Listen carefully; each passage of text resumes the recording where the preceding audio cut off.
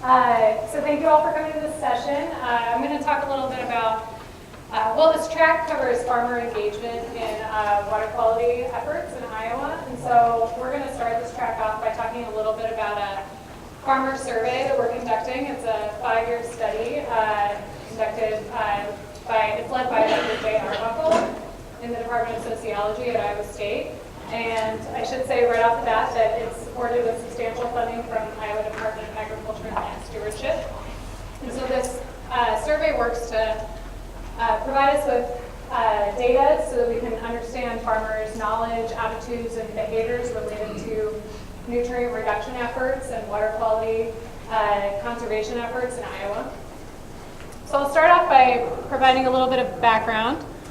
So the Iowa Nutrient Reduction Strategy came online in 2013. It was in response to a call from the EPA for states in the Mississippi River Basin to reduce their nitrogen and phosphorus export by 45% annually. This is due to significant problems in the Gulf of Mexico, driving a hypoxic zone, a deoxygenated area that forms each year. So Iowa is a primary contributor of the nitrogen and phosphorus that moves down the Mississippi River and into the Gulf of Mexico. And the primary goal of the nutrient reduction strategy in Iowa is to reduce nitrogen and phosphorus export by 45%. With agriculture being the primary contributor of that pollution, the goal is for agriculture to take on 41% reduction of that goal and of nitrogen and 29% reduction of phosphorus to work towards meeting that 45% reduction goal. The remaining portion of that 45% reduction would come from point sources like wastewater treatment facilities and industrial facilities. So as we're working to promote the reduction of nitrogen and phosphorus loss in Iowa, a huge component of that is working with farmers. So we're working with this logic model approach to measure efforts in Iowa and measure progress towards meeting the 45% reduction goal. So ultimately we want to see, sort of on that right-hand side of this model, we want to see changes in our water. So that's the end goal, have improved surface water quality and reduced nutrient loss leaving the state on an annual basis. We know that there are intermittent sort of steps along the way to meet that long-term goal. So we want to see changes on the landscape. That involves agricultural conservation practices going around the state, as well as involvement from those point source facilities like wastewater treatment facilities. In order to see change on the landscape, we need to see change in humans. So we want to see change in attitudes and knowledge about these issues. And we want to see increased outreach and education towards our communities to promote water quality improvement. And then finally, for all of these changes to occur, we need to see increased inputs.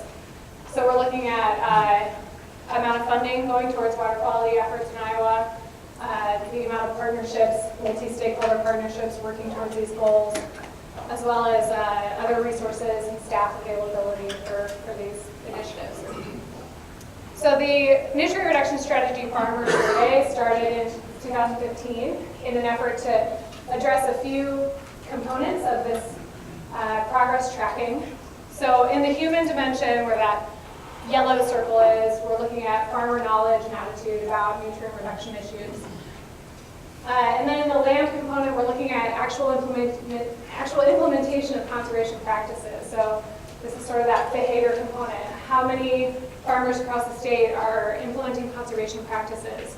Where in the state are we facing some challenges?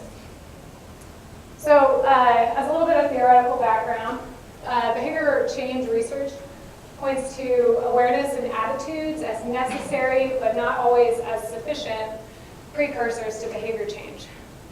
So following that awareness, attitudes, behavior chain of change and progress, we ask a couple questions in this survey, or general research questions, to to frame this survey. So first, are farmers aware of the nutrient reduction strategy? What are their attitudes towards the nutrient reduction strategy and its goals? And what conservation practices are they using?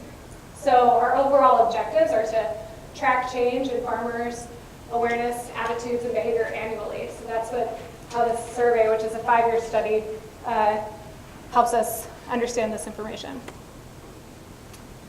So I'm going to go over a little bit about the survey methodology and the response rate. Awareness and knowledge of the nutrient reduction strategy among Iowa farmers.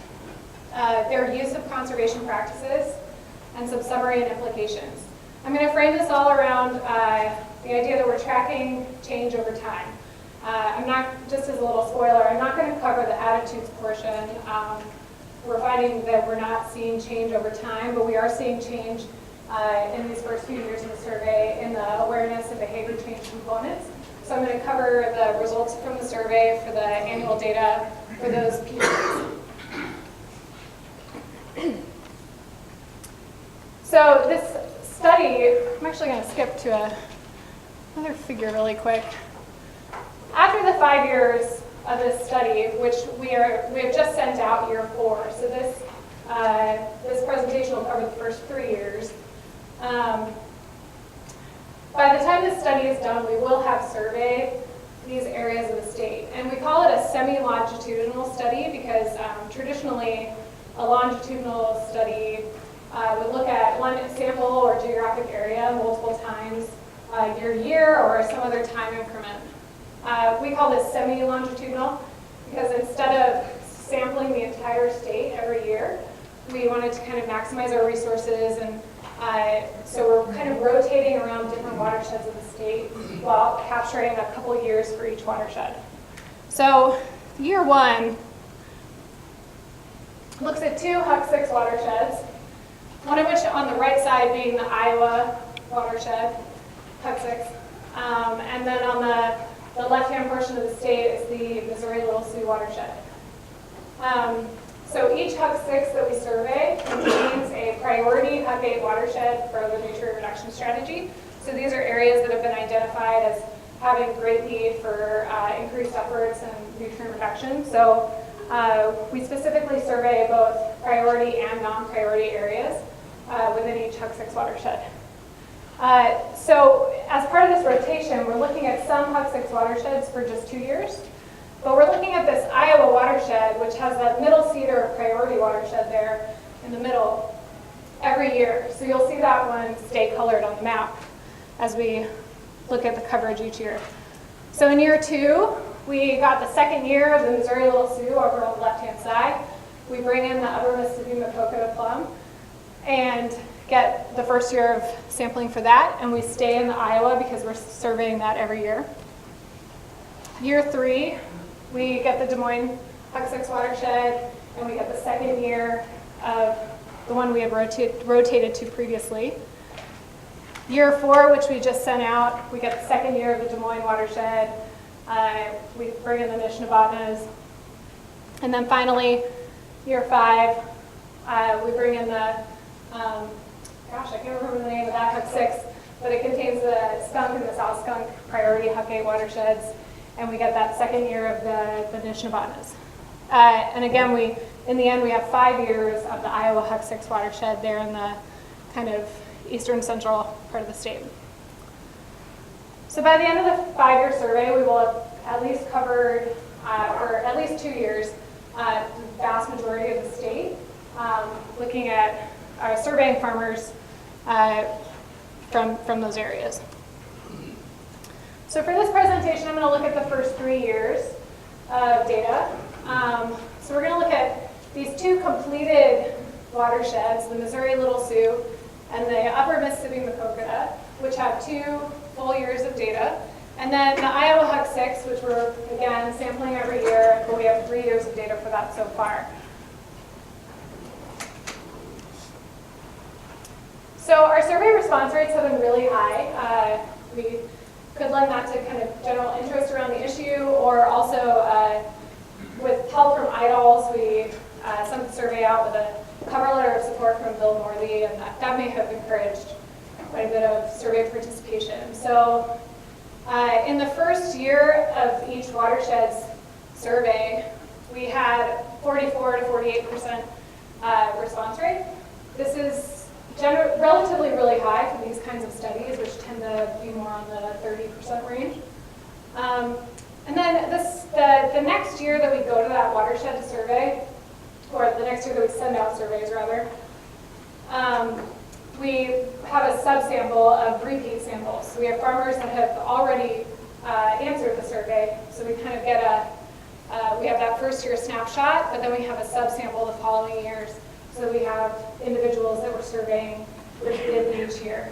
And because that's those repeat subsamples, we end up with really high response rates. These are farmers who already answered the survey before, they're answering it again the following year, and they tend to have, I guess, really high participation. So we've gotten as high as 80% the second year in the upper Mississippi Maquoketa, which is that northeast portion of the state. So for this, again, for this presentation, we're looking at those 3 HUC6 watersheds. So some general demographics about those respondents. This is that repeat respondent sample. We're looking at a total of about 1,700 respondents. 99% are male. The mean age is 58 years. 44% raise livestock. All of them raise at least 150 acres of row crops. That was a stipulation for participation in the survey. 72% rent some land, but all of them own some portion of land. The mean crop acres are 680 acres, and the mean percent of land for each respondent that they rent is 43%. So we start the survey asking about their awareness and knowledge of the nutrient reduction strategy. So they receive this very basic blurb about the strategy to provide some general background. So this is a lot about the background that I provided in my first slide. So they do have that available to them to refer to. But then we ask them, prior to reading that description, how aware or how knowledgeable were you about the nutrient reduction strategy? So for these results, I'm going to look at each watershed, and I'll have the map in the corner for which one we're looking at. So this is for the Missouri Little Sioux HUC6 watershed. What we're finding is that there is a slight increase in knowledge from one year to the next. Again, these are those repeat respondents who answered the survey both years. This was not statistically significant, this change though. So we're seeing that there's kind of from one year to the following year, it stays about the same. So same thing for the upper Mississippi Maquoketa. The mean awareness does go up slightly, but it's not statistically significant. So we're seeing kind of a general stagnation of knowledge of the strategy. However, with the 3 years we have for the Iowa HUC6 watershed in that center portion of the state, we do see statistically significant results there. So from 2015 to 2016, there's a pretty large jump in farmers saying that they are knowledgeable or to very knowledgeable about the nutrient reduction strategy. So in 2015, we've got that middle light blue area to the right being those who are somewhat to very knowledgeable about the strategy, and that increases over time until 2017.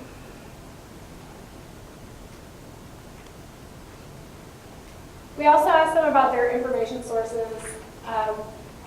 From what sources have they learned about the nutrient reduction strategy? So it lists a series of sources. So we have the farm press and the popular press, ag retailers, seed company representatives, their crop advisors, and then we also have public sector sources like NRCS, other government agencies, and ISU. So we asked them to just kind of check a box if they had learned about the nutrient reduction strategy from any of these sources. So here's change over time. So the lighter blue bar for each source is 2015, and the darker blue is 2016.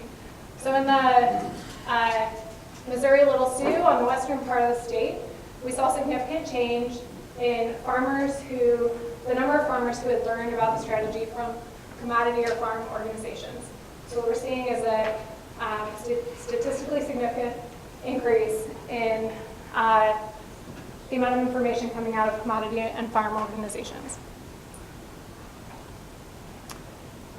We saw more significant results for the Upper Mississippi Maquoketa. So the farm press, so the spokesman, for example, or other ag-related media sources.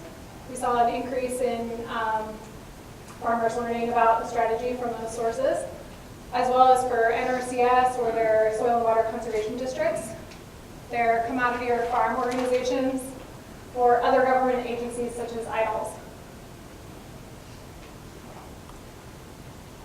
Finally, for the Iowa Hug 6 watershed, we also saw a significant change in the number of farmers, an increase in the number of farmers who learned about the strategy from the farm press, NRCS, and also their agricultural retailers. So we're seeing some change in the information sources here where farmers are learning about these issues. And we're seeing significant change from multiple sectors. So not just press or government agencies, but also from private sector as well. So then we looked at, we asked them whether they had used certain nutrient reduction strategy related practices on their farms the previous season. So these are the significant results for each watershed. So we asked about a wide series of practices. We had a lot of results for the Missouri Little Sioux in the western portion of the state. So we saw a decrease. The darkest blue on the bottom is that they had used the practice the prior year. The light blue is that indicating that they had not used it, but they might use it in the future. We call these potential users.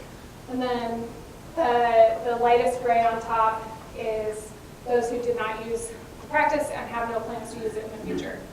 So we saw a decrease in farmers, statistically significant, of farmers who use fall nitrogen application, which is a practice that generally is discouraged for nutrient reduction efforts to continue due to the nitrogen loss that can occur from that. We saw the number of users for growing season nitrogen or side dress staying about the same, but the potential users jumped up. So it's possible that they're learning more about the practice, considering using it in the future.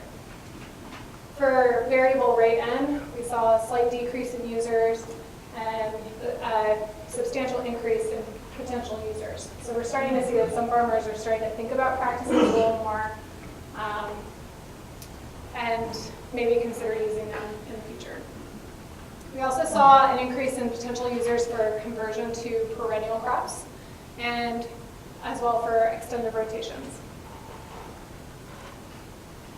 In the Iowa Hug 6 watershed, we also saw that statistically significant decrease in fall nitrogen application, an increase in conversion to perennial crops, and interestingly, a decrease in contour strips. So that's maybe more of a negative result that might be an artifact of difficulty of using that practice in that area. I'm not sure. I'd be curious to hear your thoughts on that one. Oh, so I didn't cover the northeast portion of the state, the Upper Mississippi Maquoketa, for the conservation practices. That's because we didn't see, in the 2 years that watershed was surveyed, we didn't see any statistically significant changes in conservation practice use. That could partially be because of outreach efforts, or it could be because of the fact that conservation is already a little more of an ethic in that area. Some practices tend to be used more heavily in that northeast portion of the state. And so seeing an increase, a statistically significant jump, might be a little more difficult in that area. So I'm going to go through some summary information as well as some implications. So this was just a snapshot of what we're working on with this survey. But what we're finding is that the third year in that Iowa Hub 6 watershed where we're surveying every year. We saw an increase in awareness. No change in awareness for the watersheds where we have 2 years of data. So maybe that we need to have these longer term studies to capture that response to education and outreach and information.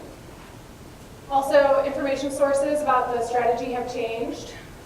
So more farmers are learning about the strategy from certain sectors. So depending on the area of the state, there's a mix of results about public sector as well as private sector, but we are seeing an increase in farmers who are finding out about the strategy and related efforts from those sources.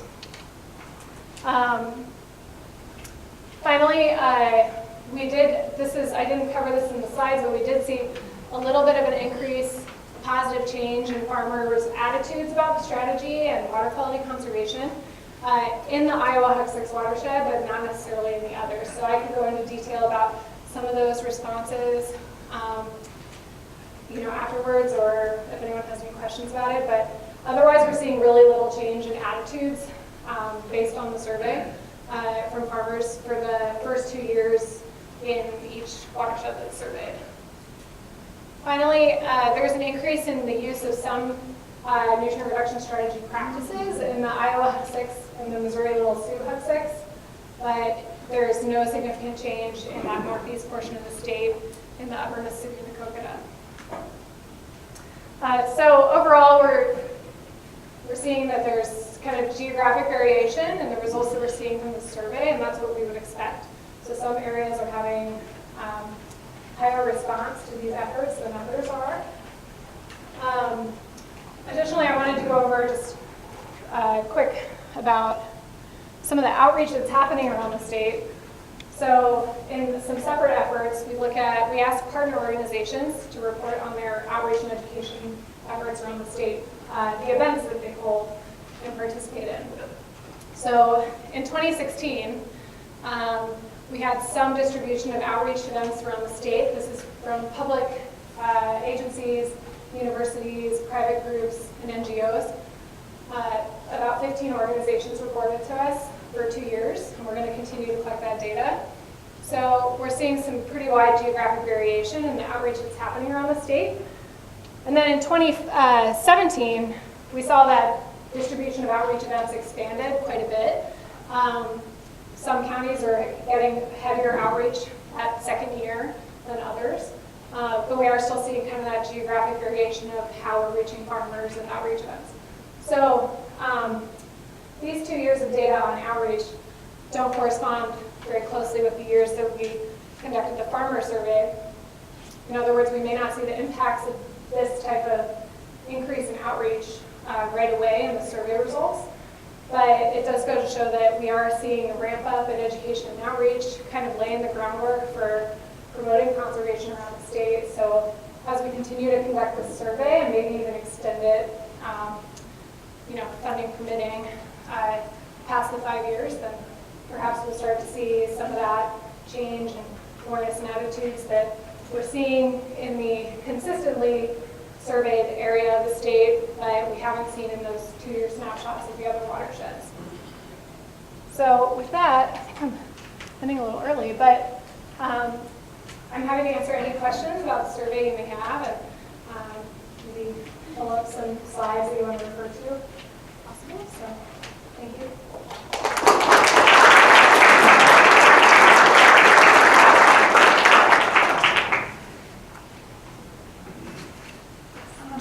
Since you're finding out that they're finding out about the nutrient reduction strategy and the importance of that, but yet you're not seeing much change in conservation practices or attitudes, what kind of direction do you see for the future as to getting those, and is the cost of the practices the part of the issue or not?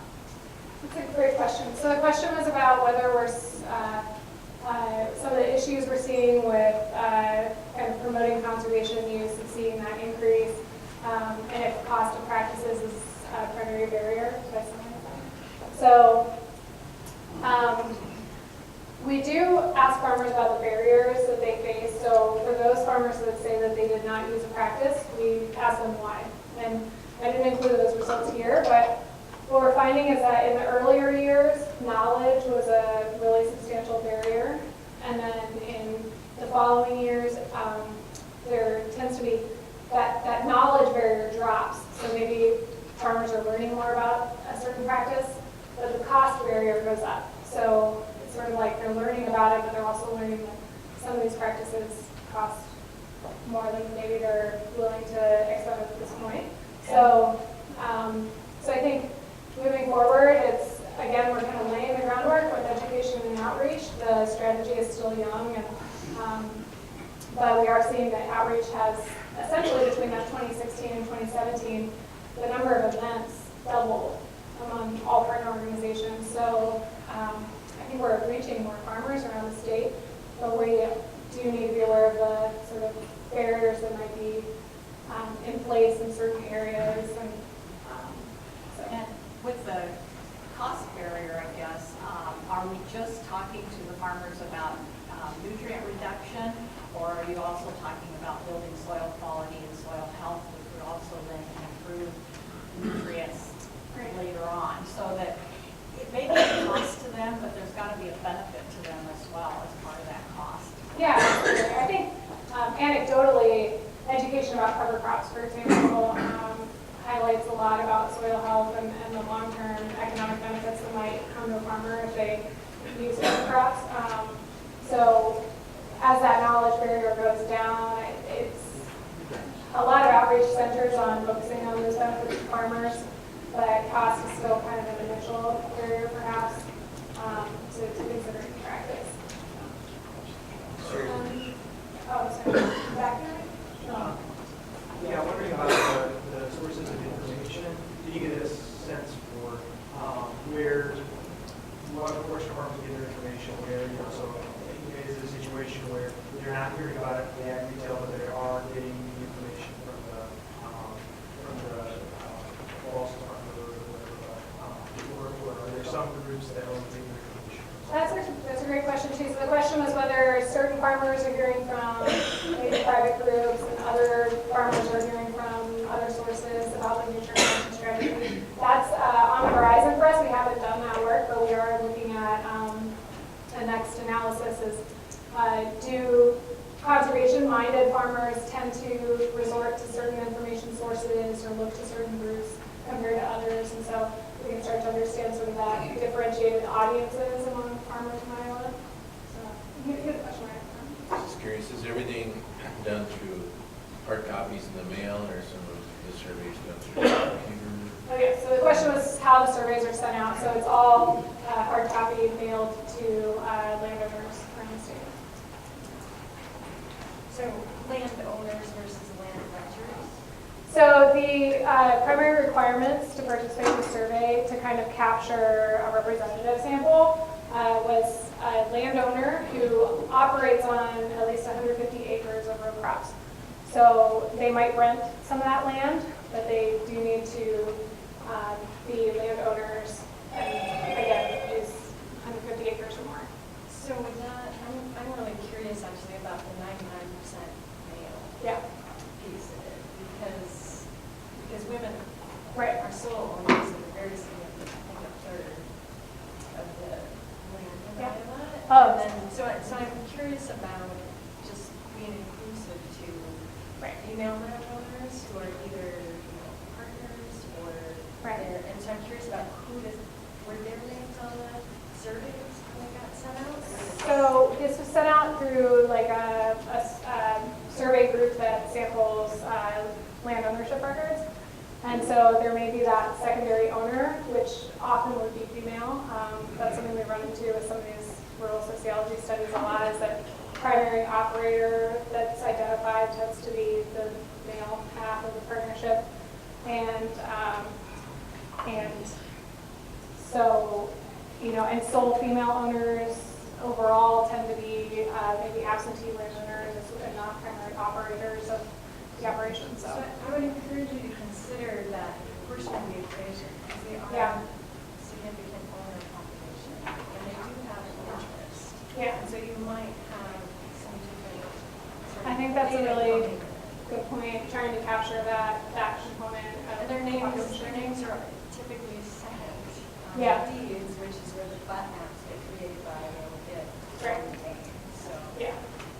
second question, I'm just curious at the end of your study, if it might be possible, so you see these, some changes happening, potential, especially in some watersheds or practices. Is your data the sort of data that could be extrapolated to the nutrient reduction strategy has numbers, percentage reductions associated with certain practices, all the list practices? Right. So is this the sort of thing that could be used to extrapolate if this is the rate of adoption? How long it will take to achieve the Yeah. ultimate goal? Can your data do that sort of analysis? In some areas where, particularly the priority watersheds, we're sampling more heavily, and those areas that are very well sampled and we get the high response rate back, that is a possibility, being able to kind of, I'll repeat your question, being able to kind of extrapolate changes in practice adoption so we can see how long it might take for us to reach a certain threshold of conservation use. So we do try to make those estimates using this survey as well as others and kind of other general rates of cost share use throughout the state, for example. So Potentially. yeah, at this point, we're kind of doing that inching small increases, but perhaps we'll see those greater increases to be able to project a little better. So We have time for maybe one or two more questions. in the back. I've gone through practical farming drive for many years, and I've also gone to the Iowa Ranch Association, and I know that the producers involved with those organizations have been on this mindset for many years, and many of them are already utilizing practices that reduce nutrient loads in clean water. So I suspect that I know, and I think it would be very important for you to survey those people separately, because I suspect you have a much higher awareness and adoption rate among those. That's a great point. So there are kind of areas and watersheds where there are farmers, I guess, more community and involvement from farmers around conservation. And I think it's possible we might see different dynamics there, kind of looking at conservation groups versus those that might be more resistant. So it's a great point. Move on. So, any other questions, please? I'll be here in this track.